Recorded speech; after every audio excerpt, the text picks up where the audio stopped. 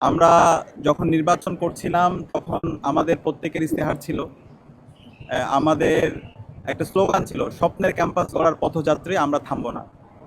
যেই স্বপ্ন নিয়ে আমরা বিশ্ববিদ্যালয়ে ভর্তি হই, প্রথম বর্ষ থেকে আমাদের স্বপ্ন থাকে একটা নিরাপদ ক্যাম্পাস, যেখানে স্বাস্থ্যের নিরাপত্তা থাকবে, যেখানে খাদ্যের নিরাপত্তা থাকবে, যেখানে আমাদের শিক্ষার্থীদের আবাসন সংকট দূর হবে এবং আমাদের বোনদের জন্য একটা নিরাপদ ক্যাম্পাস হিসেবে আমরা গড়ে তুলতে পারবো।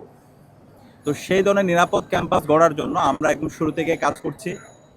আমরা যে ইস্তেহার দিয়েছি, প্রত্যেকটা ইস্তেহার ইতিমধ্যে আমরা ইস্তেহার নিয়ে কাজ করার চেষ্টা করেছি এবং ইতিমধ্যে আমাদের যে কাজ, সে কাজের সম্পূর্ণ আপডেট আপনাদেরকে আমরা দ্রুতই সোশ্যাল মিডিয়ায় দিয়ে দিব এবং প্রত্যেকটা কাজের বিস্তারিত প্ল্যান এবং কতটুকু বাস্তবায়ন হয়েছে এবং কি কি বাকি আছে সেটা সহ আপনাদেরকে আমরা জানিয়ে দেব।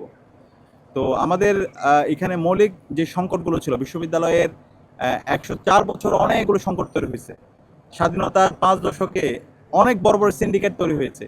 তো আমরা সবগুলো আইডেন্টিফাই করার চেষ্টা করেছি এবং প্রত্যেকটা সিন্ডিকেটকে আমরা ভেঙে দেওয়ার চেষ্টা করছি।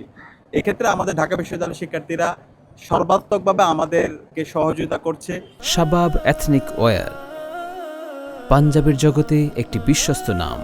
আমাদেরকে পরামর্শ দিচ্ছে এবং অনেক আমাদের বন্ধুপ্রতিম যারা আছে তাদেরকে নিয়ে তারা আমাদেরকে নিয়ে সমালোচনা করছে এবং এই সমালোচনাগুলোকে আমরা সাদরে গ্রহণ করছি। আমরা এই ধরনের সমালোচনাগুলো আমরা আশা রাখছি আরও অব্যাহত থাকবে এবং এই সমালোচনার মাধ্যমেই আমাদের মানুষ হিসাবে যে ভুলগুলো হয়, সেই ভুলগুলো আমরা নিজেদেরকে শুধরে নিচ্ছি এবং আমরা আমাদের কাজের প্রতি অনেক বেশি আগ্রহ আমাদের তৈরি হচ্ছে। তো আজকে আমাদের কমন রুম এবং ক্যাফেটেরিয়া সম্পাদকের পক্ষ থেকে বিশ্ববিদ্যালয়ে আমাদের যেই ক্যাফেটেরিয়াগুলো আছে সেখানে কমন রুমগুলোতে আমরা পানির ফিল্টার দিচ্ছি। আপনারা জানেন বিশ্ববিদ্যালয়ের যেই পানির ফিল্টার পর্যাপ্ত অবস্থায় নেই, যে কারণে শিক্ষার্থীরা অসুস্থ হয়ে পড়ছে। এটা দীর্ঘদিনের দাবি।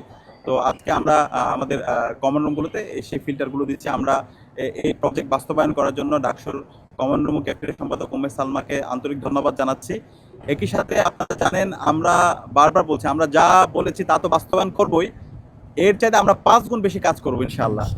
এবং ইতিমধ্যে আপনারা দেখতে পেয়েছেন, আমাদের বিশ্ববিদ্যালয়ের শিক্ষার্থীদের দীর্ঘদিনের একটা দাবি ছিল, সেটা অনেক দিনের দাবি, আমাদের সন্ধ্যাকালীন বাস চালু হওয়া।